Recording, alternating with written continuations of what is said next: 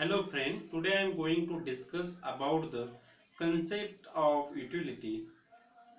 To the starting we have to do introduction of this part.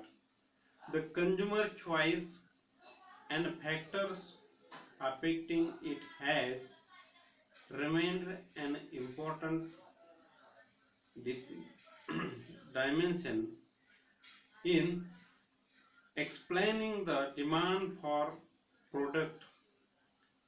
The marginalist school developed a cardinal utility approach in explaining the demand. The capacity of the commodity, the capacity of the commodity to satisfy the human wants is called utility. The goods demanded because of the utility. Friend, today we are discuss now about the utility.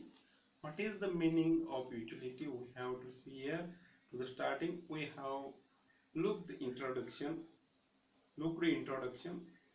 तर मित्रांनो, आपण या ठिकाणी concept of utility पाहत आहोत. युटिलिटीला आपण मराठीमध्ये उपयोगिता असं म्हणतो. तर उपयोगिता कशाला म्हणायचं हे आपण या ठिकाणी पाहतोय, लक्षात घ्या. तर या ठिकाणी कार्डिनल म्हणजे त्या ठिकाणी डॉक्टर मार्शल यांनी अर्थशास्त्राची मांडणी करत असताना कार्डिनल अप्रोच पुढे घेऊन मांडणी केलेली आहे. म्हणजे काय की संख्यात्मक दृष्टिकोन, त्याला म्हणतो आपण संख्यात्मक दृष्टिकोन पुढे घेऊन मांडणी केलेली आहे. तर त्या ठिकाणी त्यांनी सुरुवातीला युटिलिटीची संकल्पना मांडलेली आहे. युटिलिटीला मराठीमध्ये उपयोगिता असं म्हणतात. तर युटिलिटी बेसिकली काय म्हणतो आपण युटिलिटीला, तर प्रामुख्याने the capacity of the commodity to satisfy the human wants is called utility. म्हणजे काय की मानवाच्या गरजा पूर्ण करण्याची क्षमता ज्या वस्तूमध्ये असते त्याला आपण काय म्हणतो की उपयोगिता असं म्हणतो. युटिलिटी म्हणजे उपयोगिता. मानवी गरज पूर्ण करण्याची क्षमता म्हणजेच काय की capacity of commodity to satisfying the human wants. मानवी गरजा पूर्ण करण्याची क्षमता वस्तूमध्ये असते, त्या क्षमतेला उपयोगिता असं म्हणतात. The concept of utility we have to in detail. The ability of the goods and services to complete the human needs or want is called utility. म्हणजे काय की वस्तूच्या आणि सेवेच्या अंगी मानवी गरज पूर्ण करण्याची क्षमता असते, त्याला आपण युटिलिटी म्हणतो. in our life, in the human being life, there are large number of needs of the human. So human or man going to use all these things for the completing needs. Whatever have things, all these things are completed human being wants. Whatever have ability of the goods to completing human needs, that called the utility. आपण पाहतो की दैनंदिन जीवनामध्ये माणसाच्या ह्या अनंत गरजा आहेत. There are unlimited want of the human being. त्या गरजा पूर्ण करण्यासाठी माणूस अनेक वस्तूंचा वापर करतो. त्या वस्तूच्या अंगी जे कॅरेक्टरिस्टिक आहे, मानवाची गरज पूर्ण करण्याची क्षमता आहे, ॲबिलिटी आहे, त्या ॲबिलिटीला या ठिकाणी उपयोगिता युटिलिटी असं म्हटलेलं आहे. म्हणजेच काय की the ability of the goods and services to complete the human needs or want is called the utility. म्हणजे वस्तू आणि सेवेच्या अंगी मानवाची गरज पूर्ण करण्याची जी क्षमता असते त्याला आपण युटिलिटी उपयोगिता असं म्हणतो, लक्षात घ्या.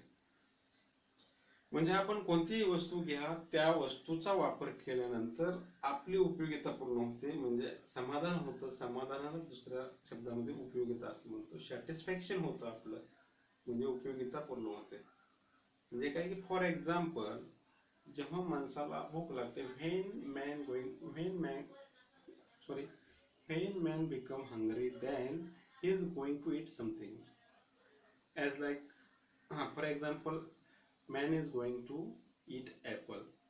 To the first unit of the apple, you will get more utility, but is going to one extra unit of the apple, his marginal utility is going to decrease, but total utility will increase.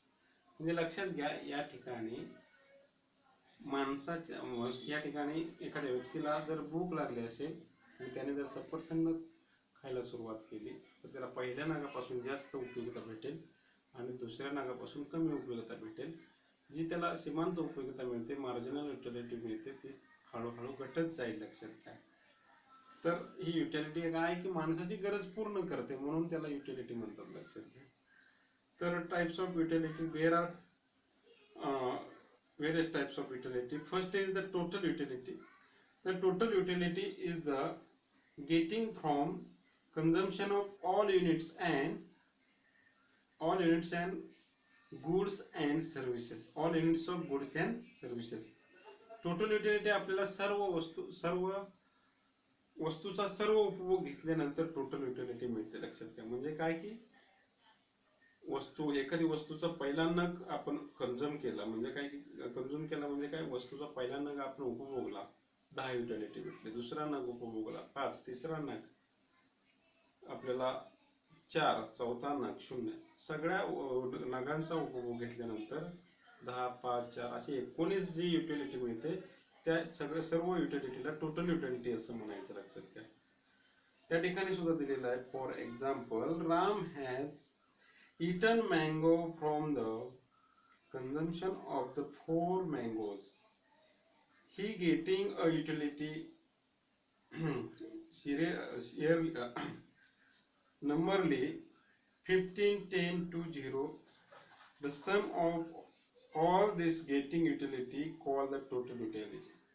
म्हणजे या ठिकाणी रामने काय केलेलं आहे की mango आंबे विकत घेतलेले आहेत आणि प्रामुख्याने पहिला आंबा खाल्ल्यानंतर त्याला 15 युटिलिटी भेटली, दुसरा खाल्ल्यानंतर 10, तिसरा 2, चौथ्यापासून 0.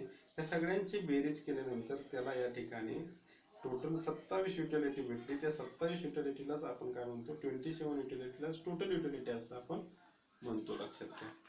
तर या ठिकाणी next types of utility is the average utility. Average utility means per unit consumed utility.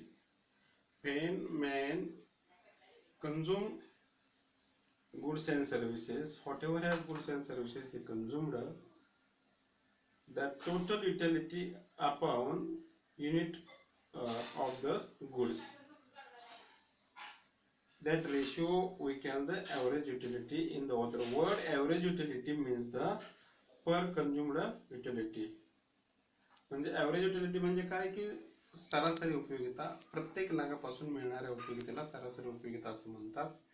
And last but not least, marginal utility. Marginal utility is the addition made to the total utility by having an additional unit of commodity. Marginal utility म्हणजे काय की सीमांत उपयोगिता. सीमांत उपयोगिता म्हणजे काय की एका जास्तीच्या नगाचा उपभोग घेतल्यानंतर, एखादा जास्तीचा नग त्या ठिकाणी खाल्ल्यानंतर, आपण म्हणूया उपभोग घेतल्यानंतर म्हणजेच खाल्ल्यानंतर, वापरल्यानंतर उपभोक्त्याला जी जास्तीची उपयोगिता मिळते त्याला मार्जिनल युटिलिटी असं म्हणतात. लक्षात घ्या. फॉर एक्झाम्पल की उपभोक्त्याने पहिला नग घेतल्यानंतर, मँगोचा पहिला नग सेवन केल्यानंतर त्याला 15 उपयोगिता मिळाली, दुसरा नग सेवन केल्यानंतर त्याला 17 उपयोगिता मिळाली. ह्या दोन्हीचा डिफरन्स किती आहे? 17 minus by 15, 17 minus by 15 is equal to 2. म्हणजे ही काय दोन जी जास्तीचा उपयोगिता मिळालेली आहे, ऍडिशनल उपयोगिता, त्याला मार्जिनल युटिलिटी असं म्हणायचं. So friend, that was the 3 types of the utility. We have understand all these types of utility. To the next lecture we will see the law of diminishing marginal utility. So now we have to stop here. Thank you very much. Attend this all lecture. Okay.